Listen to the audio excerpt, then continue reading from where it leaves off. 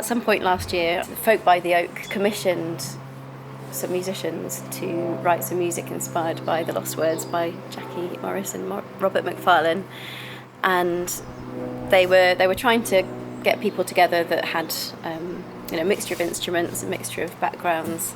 I think my name came up. They needed a bit of lower end kind of cello in the project. They thought that would add something to it. I mean, I'd worked with a couple of the people before, and I've obviously worked with a lot of folk musicians. And when I got the message and saw the other musicians, so Karine Polwart, Kris Drever, Rachel Newton, Seckou, Keita, Kerry Andrew, who I didn't know at the time, and I didn't know Jim Molyneux either, but I'd heard of everybody else, and Julie Fowlis. So I'm going to be playing with these amazing people, not only playing with them, but writing with them.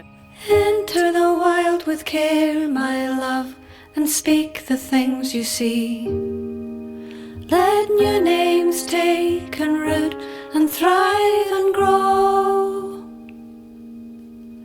And even as you travel far from heather, crag and river, may you, like the little fisher, set the stream alight with glitter.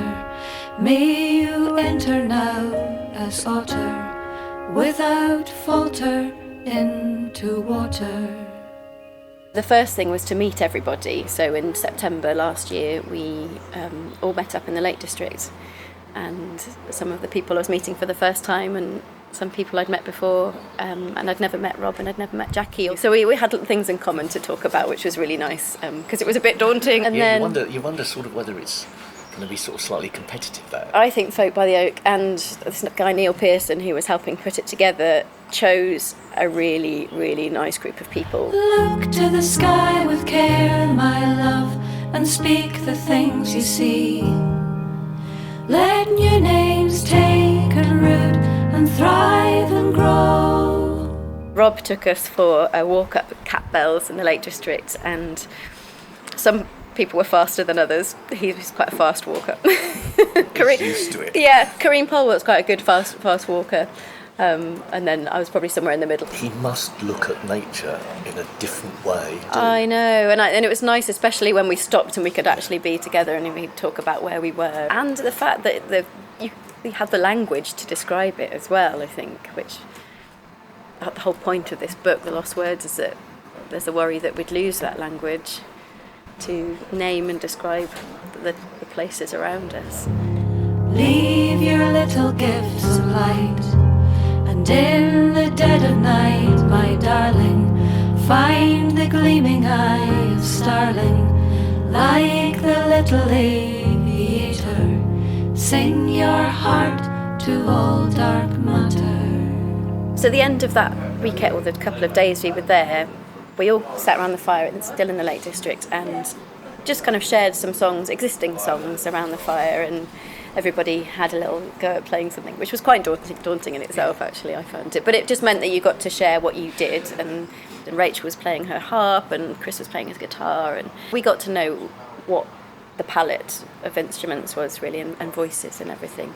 So then when we got together in January, we got put into this house in Monington House in Herefordshire. We had at least 4 days to write some stuff, and on that very first morning, we all got into this room, and you just don't know what's going to happen. But amazingly, we were a bit. Like you all look at each other. Who's I know who's going to then? start, and actually, it was quite nice because we started. Rachel had an idea about Acorn, which was a really nice place to start because it's the first spell in the book, and it's the A, and she started on the harp, but she'd been inspired by something that Kris had done on the guitar, and we'd had this little Dropbox folder of ideas. That wasn't very full, but it just prompted some ideas. As flake is to blizzard, as carve is to sphere, as not as to mend, as one is to many, as coin is to money, as bar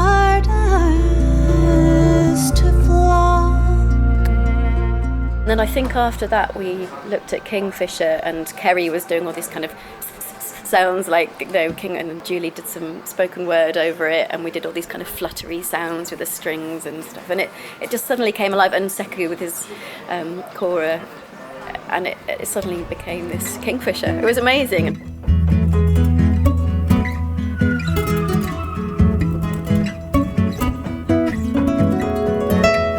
Kingfisher, the colour giver, fire bringer, flame flicker, rivers quiver. Ink black bill, orange throat, and a quick blue back gleaming feather stream. Neat and still, it sits on the snag of a stick until, with gold flared wing fan, whip crack the Kingfisher, sing fisher, sing fisher. And then there were little collaborations that happened there and then. Julie and Karine did a beautiful snow hare one. Again, it's not in the book, but it was another poem that came up. And Julie and Kris had a lovely Selkie one. And I think Robert Macfarlane had spoken to Julie about doing a seal or Selkie song. She's sung some Gaelic Selkie songs before. Oh, now, Selkie boy, swim from the shore. Rinse your ears clean of human chatter and empty your bowls of heather and moor, and your mind of human matter. Hear us and hasten higher our voices, offering welcome and keening our joy. Higher our voices, offering welcome and drawing you down to where you belong. It was a really beautiful few days, and we thought we'd have to fill it in with existing songs, but we just ended up with like 20 new songs in that time, which was amazing. And it's a book that's really touched a lot of people. Hear us and hasten higher our voices.